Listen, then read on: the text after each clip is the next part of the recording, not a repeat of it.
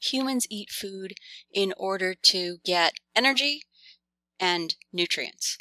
For the three classes of macronutrients, the carbohydrates provide the majority of energy, and this is measured in calories, and this is through the sugars and starches in food. Carbohydrates include sweet sugars, starches, and also fiber that doesn't provide calories. So this is an example of the whole package.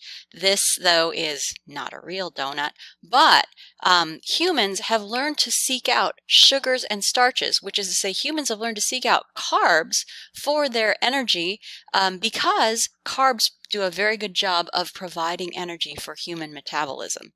So carbohydrates provide 4 nutritional calories per gram, which is less than fat, which provides 9 nutritional calories per gram, but carbohydrates are a quicker form of energy, meaning that breaking down the bonds in sugars and starches, allowing for quicker access of those calories. Even though there's less calories, the body can digest those more quickly. Name carbohydrate comes from the fact that the atoms are carbon, hydrogen, and oxygen.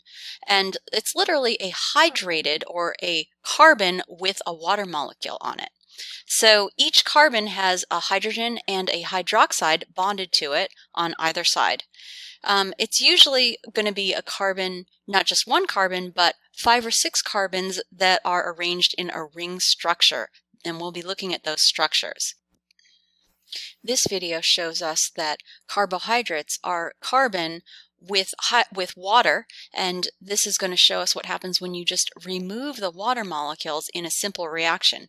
So without the water, without the H2O, what's left is just carbon, and carbon is a black solid.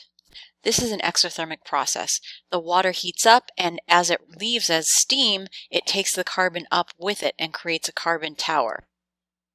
So that black carbon is much like black pencil lead. So that's the issue with processed foods, is that humans have learned to, in evolution, humans have learned to seek out sugar as a quick form of energy. But we're being provided too much of that energy in these processed foods. It was one thing to find a sugar cane and munch on it, but now we can just find this soda, cookies, cereal, juice, and treats anywhere. Starches, which are also in foods, these take a little bit longer to convert the carbs, to break down the bonds and convert into energy. Fiber, we'll see, is also a type of carbohydrate. So fiber cannot be digested. That has to do with the structure of this form of carbohydrate, that the humans cannot digest fiber. And it is reported as part of carbohydrates on a nutritional facts label, although it does not represent any of the calories in carbs, because you need to break down the sugar, the starch, or the fiber in order to provide calories, and only sugars and starches can be broken down to provide calories.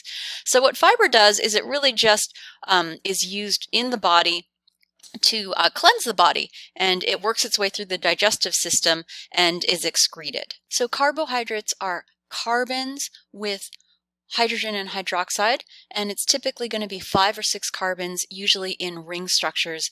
These are some ring structures shown here of individual sugars called monosaccharides. So monosaccharides, as the name implies, is a monomer, and when we put them together, we're going to get a polymer of monosaccharides, and a polymer of monosaccharides is called a polysaccharide. So the individual rings, these are examples of what sugars we find in food. Glucose, which is in honey and many other foods. Fructose, which is fruit sugar. And galactose, which is milk sugar. These are single rings, these all have 6 carbons. So the numbering is 1, 2, 3, 4, 5, 6, 1, 2, 3, 4, 5, 6, and 1, 2, 3, 4, 5, 6. When you bond 2 monosaccharides together, you'll get a disaccharide. And this is the most common sugar that we have in the house is sucrose, which is table sugar. So that's formed by joining these 2 monosaccharides. Glucose and fructose. So this is a 6-member ring. This has 6 carbons and it's a 6-member ring, and it looks like a hexagon. This fructose is a 5-member ring, but it still has 6 carbons. 1, 2, 3, 4, 5, 6 carbons.